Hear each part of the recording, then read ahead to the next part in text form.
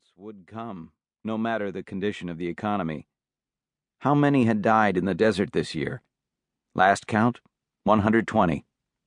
None of the Anglos in Phoenix took notice. At the gas station, the cars quickly lined up, then spilled out onto Thomas. Horns honked.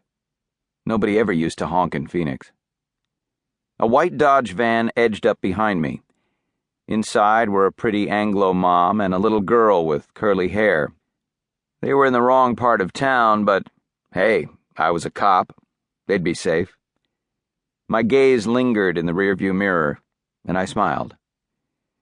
It took away the nastiness of the morning, where I had backed up a uniformed deputy as we evicted a family from their home.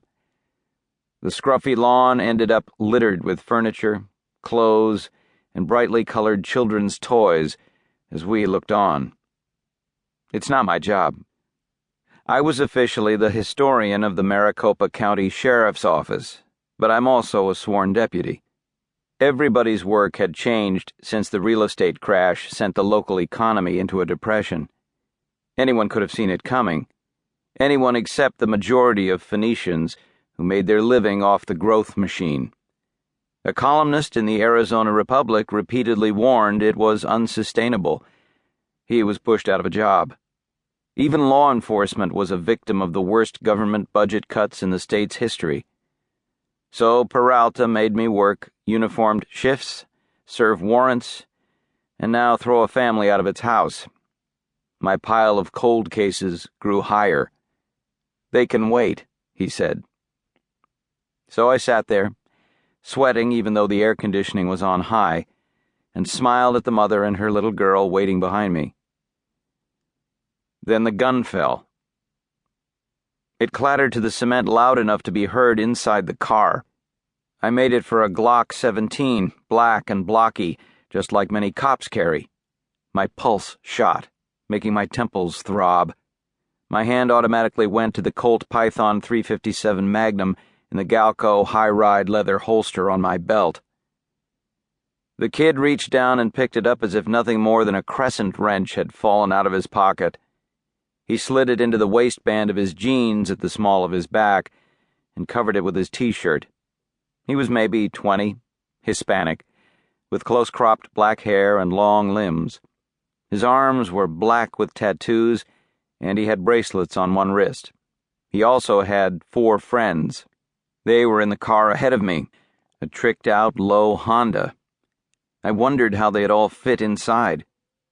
In front was a blue Chrysler PT Cruiser with another 4 Hispanic men.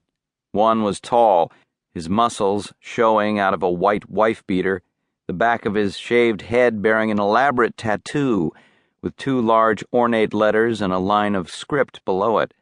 This was gang territory, and I had parked right in the middle of a meeting. They stood agitated around the cars, brassy banda music loudly pouring out of the cruiser. They were waiting for the gas to flow. I snapped the holster secure and decided to let things be. Maryvale, Scaryvale. The one-time suburban dream had turned to linear slum, and the daily shootings usually didn't even make the newspaper. The tanker driver slid down out of his cab. He set out orange traffic cones around the massive 2-trailer rig.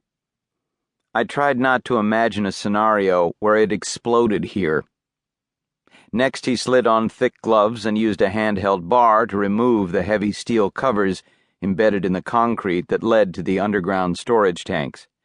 They clanged loudly. After pulling out a long pole to measure the tanks, a pointless exercise considering the station was dry, he finally began inserting pipes into the ground receptacles, then towed a heavy hose connecting the tanker and the tanks. The driver was short and broad-shouldered, with a wide, red-bearded, ruddy face and arms covered with tats. Inked flames shot up his neck. I hoped, not indicating a death wish, given his profession. A snakeskin design that completely covered one exposed upper arm made room for an eagle and the words, "Aryan Brotherhood, Florence, Arizona." Strapped to his hip was a holster holding a blue carbon steel revolver, perfectly legal in Arizona.